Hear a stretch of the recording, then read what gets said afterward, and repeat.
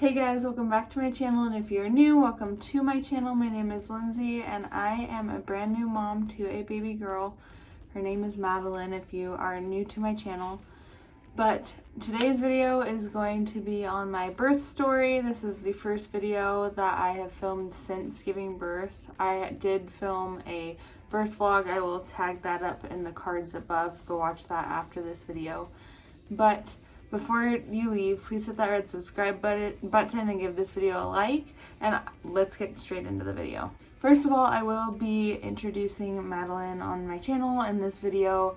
It will have to be at the end just because she is napping right now, but let's just get straight on into it.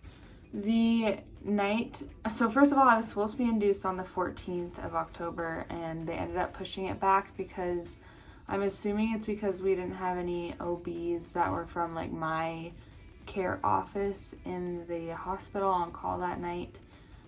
So they pushed it back to the 18th, and they told me to give them a call at 9 p.m. to see if they had a bed available for me.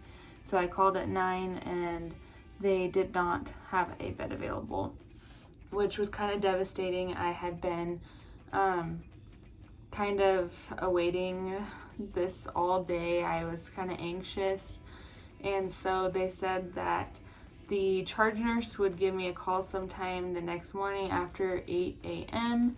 and we would go from there. So around 10 the next day, I called because I expected a call like right at 8, and they said that they didn't have room still and that they would call me when they were ready to bring me in. So I was like, okay, so I don't need to call back. That's good to know. So pretty much the 18th we went on all day, or the 19th we just went in all day normal as normal. We ate dinner and everything, and then at like 6:30, 7 o'clock it was 6:30, we got a call saying, hey, when can you get here? We have a room available for you. And I said, half hour, 45 minutes. We already had everything in the car, and we actually were at the Airbnb that my parents and Cody's parents were sharing, and we were playing a game when I got the call. So we went to the hospital, and they told me there was going to be a wait, which, whatever.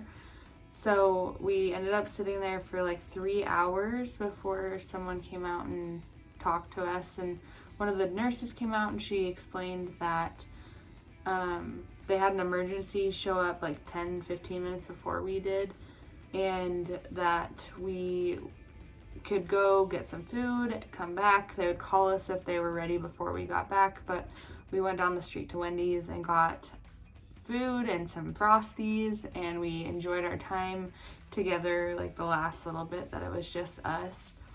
And we came back, and like 20 or 30 minutes after we got back from Wendy's, they pulled us back into the triage room. Luckily, they let us keep our stuff in there. We didn't have to like lug it back into our car and then back. They just let us put it into one of the rooms in there.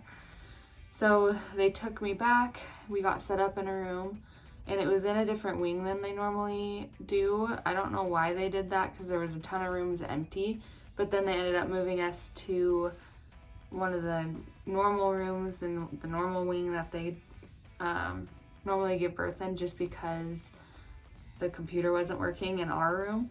So it was probably around 11 p.m. when we actually got back and settled into our room, or 11:30.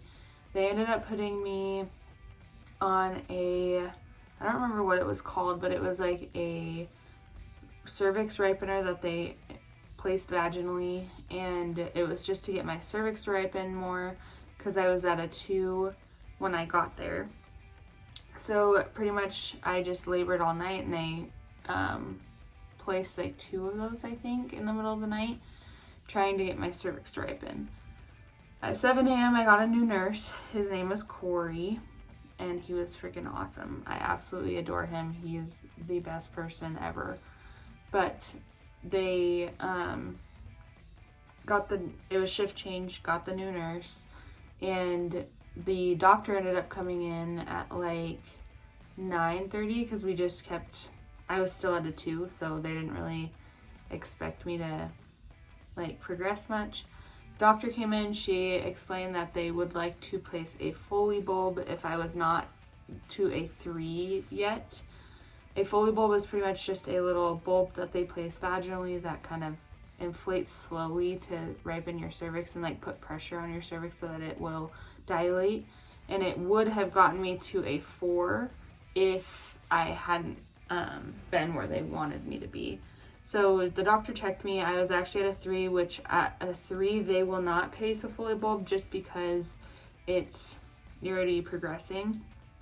So she gave me the option to if I wanted to break my water or not. And I said, would you recommend it? And she's like, well, I don't see that there's any harm in it. She's like, I'd never suggest or offer it if there was harm in the idea of breaking your water. And so I said, okay, I don't care, let's break my water. So they broke my water. I guess Corey, the nurse, said that lots of women have like problems pain-wise when they break the water, but I just thought that it was kind of uncomfortable. So he told me that if I wanted an epidural, which I did want an epidural, he asked me what pain management I wanted. He said that if I wanted the epidural, I needed to ask for it sooner than later, like if I ever got to the uncomfortable of the breaking of my water, which I'll get into that later. But he said that I had a high pain tolerance, so I needed to get ahead of the pain because it could take the anesthesiologist up to an hour to get to you if need be. So I pretty much just sat and labored, and it got pretty painful, more painful. And so he finally checked me and I was at a 5.5. And I said, that's when I was like, I want my epidural because it was really, really painful. So they came in, they had Cody sit, they raised my bed really high and then had him sit on a chair and had me place my feet on, like one in between his legs and one on the outside of the chair so that he could like support me. And meanwhile, my water is still like gushing every time I have a contraction. And these contractions, they seriously were so painful. I've never felt that kind of pain in my life. And seriously, like when people say they're like period cramps times 100, they are not joking. But he placed the epidural. After he placed it, he's like, well, I'm getting some blood in the lines, so I think that I might have hit a vein, so we need to replace it.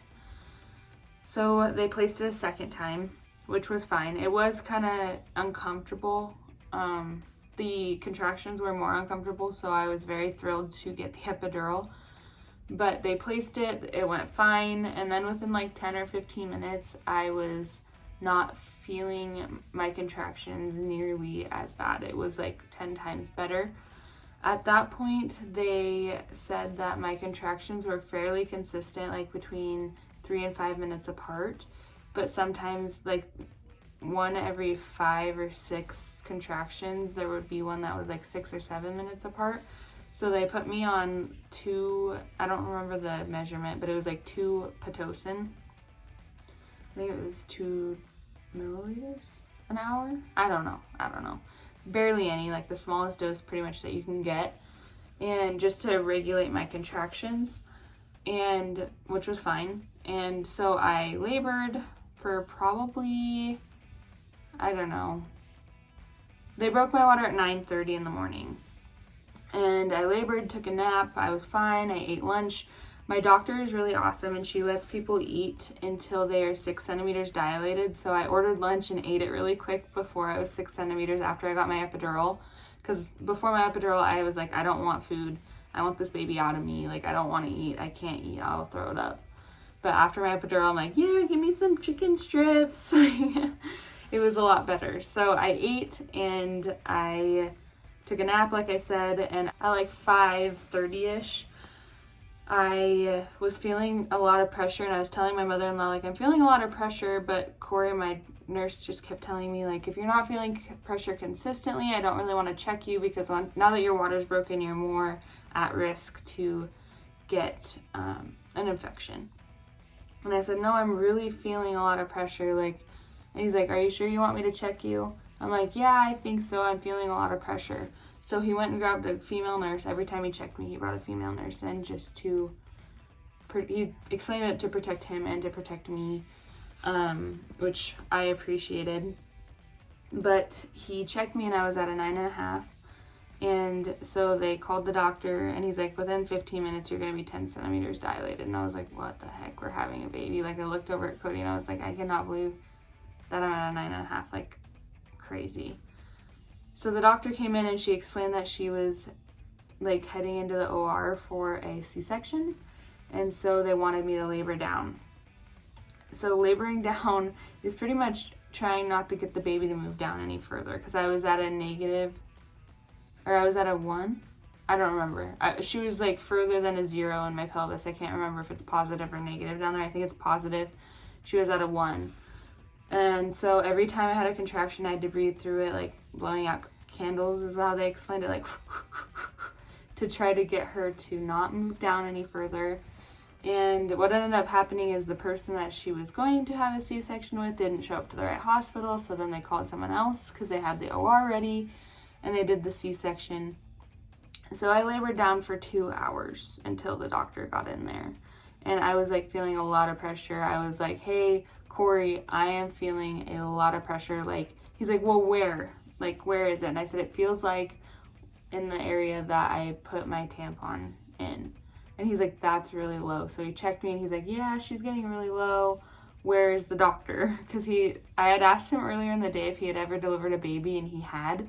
But obviously they want a doctor there to like oversee and just in case anything happens. And nurses aren't allowed to stitch people up, I guess, if they tear. So the doctor ended up coming like 20 minutes later, and they got me in these stirrups. Cody held one of my legs, and the nurse, a lady nurse, held my other leg.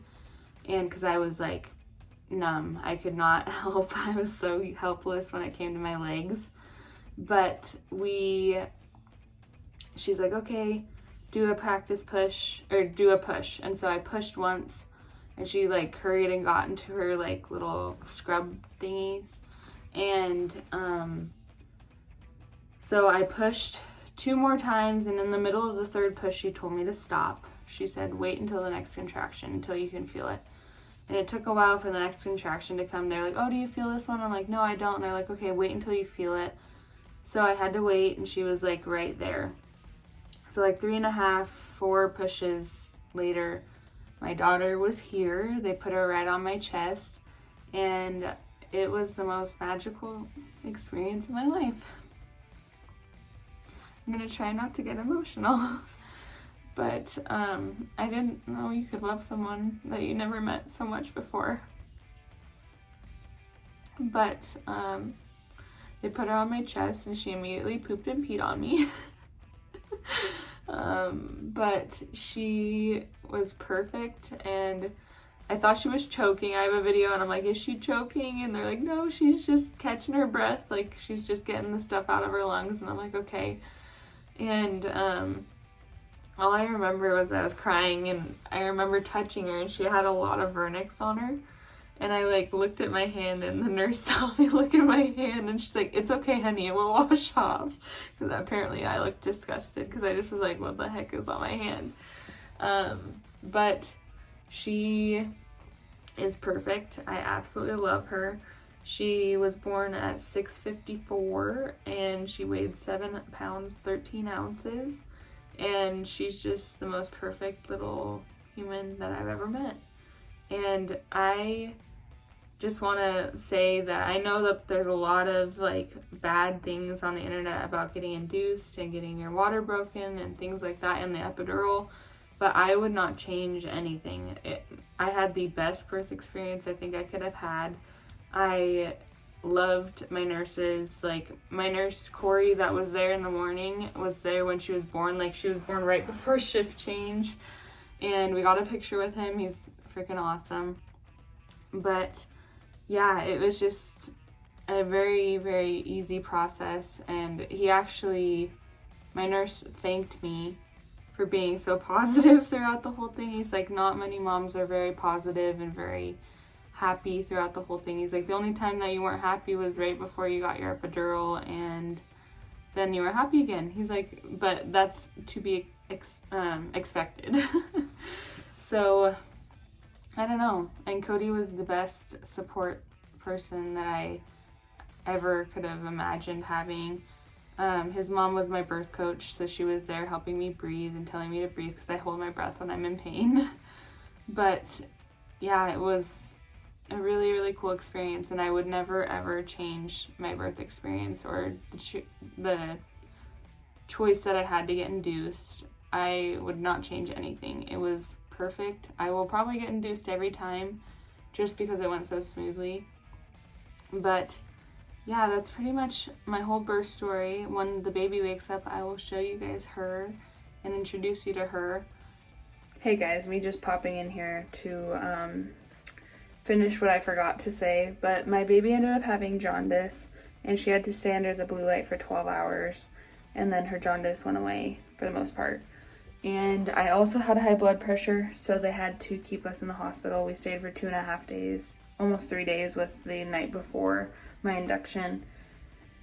So yeah, that is what's going on, and I forgot to say that, but we were in the hospital for like 3 days, so just thought I would throw that in here. This is baby Maddie. We're so in love with her. She's still sleeping. She just nursed, but we're so in love with her, and she's just perfect. Hope you guys enjoyed this video. Please give this video a thumbs up if you enjoyed. Please comment down below your birth stories, or like if you were induced and if you had a good experience or a bad experience. And yeah, I don't know. I'm speechless. It was perfect, and I love her. So thank you guys again for coming back to my video, and I will see you in the next one.